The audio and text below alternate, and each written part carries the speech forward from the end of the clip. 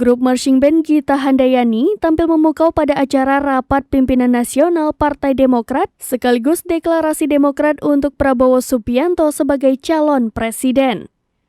Kegiatan yang diikuti ribuan pengurus partai berlambang bintang Mercy ini berlangsung di Plenary Hall Jakarta Convention Center pada Kamis 21 September 2023 malam.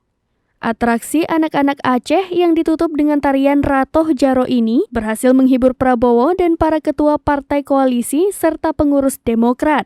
Penampilan tim Gita Handayani disambut gemuruh tepuk tangan, bahkan Prabowo tampak memberikan 2 jempolnya di akhir pertunjukan.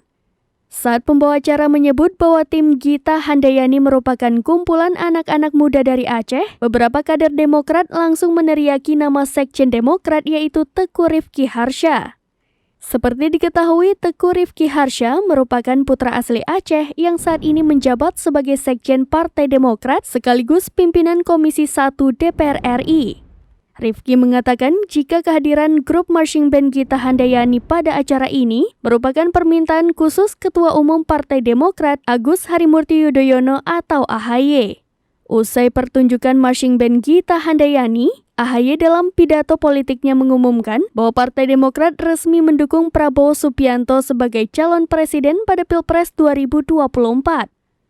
Hadir pada acara ini, Presiden Republik Indonesia ke-6 yang juga Ketua Majelis Tinggi Partai Demokrat Susilo Bambang Yudhoyono, Ketua Partai Gerindra yang juga calon Presiden Prabowo Subianto.